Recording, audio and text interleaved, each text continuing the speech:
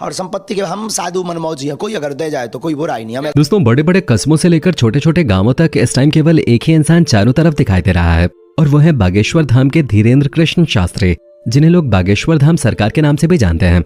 वैसे तो आपने इनके बारे में कई सारी बातें सुनी होंगी, इनसे जुड़ी बहुत सी चीजें देखी होंगी, लेकिन क्या आपको मालूम है कि हमारे बागेश्वर बाबा कितने अमीर हैं, इनके पास कितनी संपत्ति है और ये क्या क्या करते हैं? प्रवचन देने के अलावा भी इनके पास कोई काम है या फिर इनका जीवन केवल भक्ति को ही समर्पित है? तो आइए जानते हैं कि हमारे बागेश्वर बाबा की पर्सनल लाइफ कैसी है।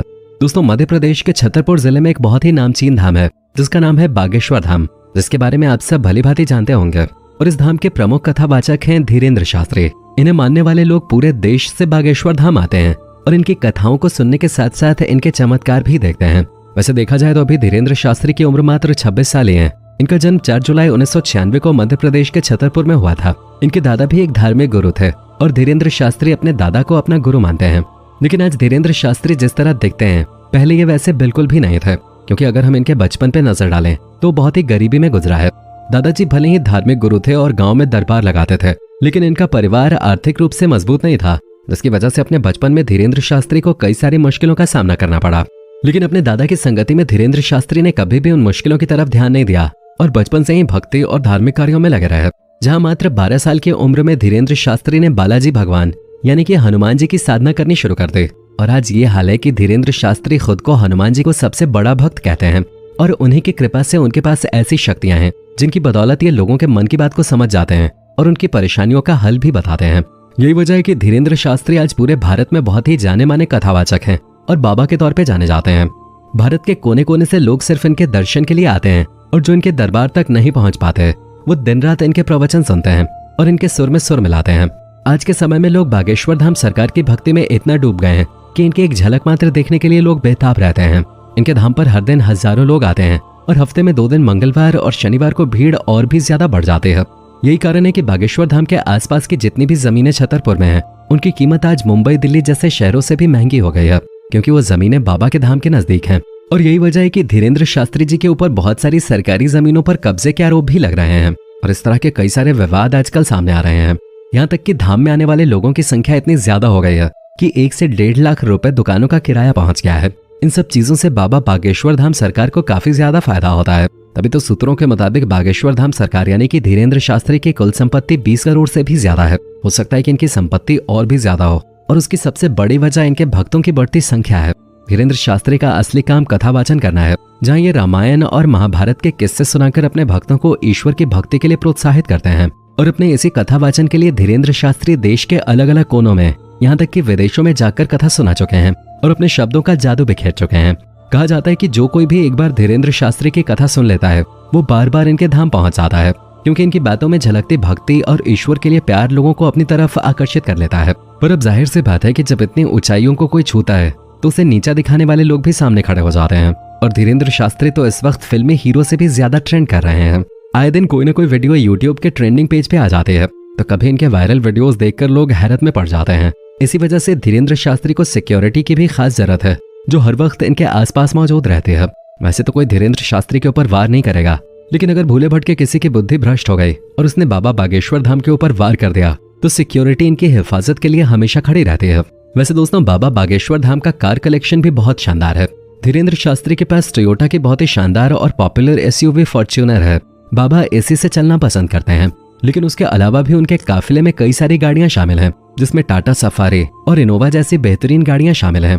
इतना ही नहीं, आज धीरेन्द्र शास्त्री इतना बड़ा नाम बन गए हैं कि उनके सिक्योरिटी के लिए पुलिस की गाड़ियां भी हर समय तैनात रहती हैं। अब अगर हम बाबा धीरेन्द्र शास्त्री के घर की बात करें तो बचपन में उनका घर काफी छोटा था और कच्चा बना था। उसी कच्चे मकान में इन्होंने अपना पूरा जीवन बिताया, लेकिन अब इनका मकान पूरी तरह से पक्का हो चुका है। पर अभी भी इनका घर महलों की तरह नहीं है। इन्होंने काफी आलीशान घर बनवा लिया हो, जिसने शाहरुख खान के मन्नत और मुकेश अंबानी के एंटेलिया को फेल कर दिया हो। ऐसा नहीं है।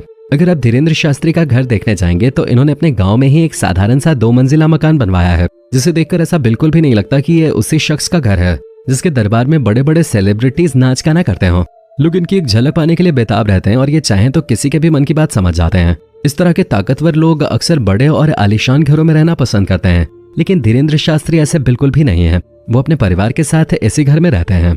लेकिन दिन के आधे से ज्यादा समय धीरेन्द्र शास्त्री बागेश्वर धाम में कथा वाचन करने में बिता देते हैं और महीने में कई बार तो इन्हें देश के अलग अलग हिस्सों में कथा वाचन करने के लिए जाना पड़ता है। यानी कि हमें और आपको इनका जीवन जितना आसान दिखता है उतना है नहीं। धीरेन्द्र शास्त्री को भारत का नंबर 1 कथावाचक बनने के लिए बहुत मेहनत करनी पड़ी है। लेकिन हाँ, ये बात भी सच है कि बाबा धीरेन्द्र शास्त्री जितने ही ज्यादा फेमस हैं, ये उतने ज्यादा विवादों से भी घिरे रहते हैं। वैसे तो गैर हिंदू अक्सर इनके खिलाफ लोगों को गुमराह करने के मुकदमे दर्ज करवाते रहते हैं और बागेश्वर धाम के आसपास की जमीन को कब्जा करने के भी आरोप धीरेन्द्र शास्त्री पे काफी लंबे समय से लग रहे हैं, जिसके तहत ये कहा जा रहा है कि बाबा बागेश्वर धाम सरकार ने अपने धाम के पास की सारी जमीनों पे कब्जा कर रखा है। कई सारी दुकानें किराए पे उठाई हैं जिनका ये लाखों में किराया लेते हैं। और हद तो तब हो जाती है जब दूसरे धर्मगुरु धीरेन्द्र शास्त्री के ऊपर पाखंड फैलाने का आरोप लगाते हैं। लोगों का कहना है कि धीरेन्द्र शास्त्री को किसी का भी मन पढ़ना नहीं आता है। वो लोगों के बीच से अपने ही बैठे हुए लोगों को स्टेज पे बुलाते हैं ताकि धीरेन्द्र शास्त्री कागज पे जो कुछ भी ख्वाहिशें लिख रहे हो लोग उसमें हाँ में हाँ मिलाते जाएं, जिससे भक्तों को लगे कि अरे धीरेन्द्र शास्त्री तो वाकई में लोगों का मन पढ़ लेते हैं। अब इस तरह के आरोपों के बारे में हम क्या ही बोलें, क्योंकि धीरेन्द्र शास्त्री कई बार मीडिया का पर्दाफाश कर चुके हैं, वो भी कई लोगों के सामने, क्योंकि वो भी सेम इसी तरह के विचार रखते थे कि धीरेन्द्र शास्त्री लोगों को बेवकूफ बना रहे हैं। धीरेन्द्र शास्त्री जितना विवादों में घिरे रहे उतने ही पॉपुलर होते चले गए। कई सारे बड़े बड़े नेता और अभिनेता धीरेन्द्र शास्त्री के पास इनसे मिलने के लिए आते रहते हैं, चाहे वो मध्य प्रदेश में कांग्रेस पार्टी के नेता हो या बीजेपी के नेता। यहाँ तक कि धीरेन्द्र शास्त्री के पास बड़े और आला अधिकारी भी आते रहते हैं।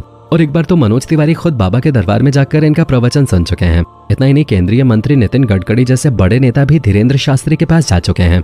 लेकिन जब धीरेन्द्र शास्त्री नागपुर के एक धार्मिक कार्यक्रम में जाते हैं तो महाराष्ट्र की एक कमेटी ने अंधविश्वास और जादू टोना को बढ़ावा देने का आरोप इनके ऊपर लगाया और इन्हें चैलेंज किया कि अगर आप इतने ही शक्तिशाली हैं तो अपने चमत्कारों को हमें दिखाइए।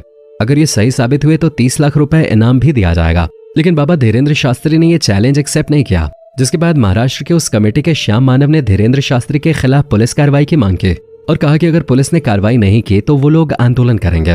हालांकि धीरेन्द्र शास्त्री का कहना है कि उन्होंने नहीं कोई जादू टोना किया है और न ही अंधविश्वास को बढ़ावा दिया है और न ही वो चैलेंज को छोड़कर वहां से भागे हैं, बल्कि वो तो पूरे 1 हफ्ते तक वहां पर रुके थे और उनके ऊपर लोग केवल पब्लिसिटी पाने के लिए आरोप लगा रहे हैं। और अगर देखा जाए तो उन्हें पब्लिसिटी मिल भी रही है, तभी तो न्यूज चैनल वगैरह में आजकल सिर्फ और सिर्फ इसी चैलेंज की बातें हो रही हैं, क्योंकि न्यूज चैनल वालों को भी पता है कि आज के टाइम में बागेश्वर धाम सरकार एक ब्रांड है, वो नाम है जिसको कहीं पे भी इस्तेमाल करके टीआरपी बटोरी जा सकते हैं, क्योंकि इनके भक्त तो इनसे जुड़ी खबरें देखते ही हैं। लेकिन जो लोग इनके खिलाफ हैं वो भी इनकी बातें सुनने में कोई कसर नहीं छोड़ते। वैसे आप बागेश्वर धाम सरकार के भक्त हैं या फिर आपको भी ये ढोंगी लगते हैं, कमेंट में जरूर बताइएगा। और इसी तरह के वीडियोस को देखते रहने के लिए चैनल को सब्सक्राइब करना मत भूलिएगा। धन्यवाद।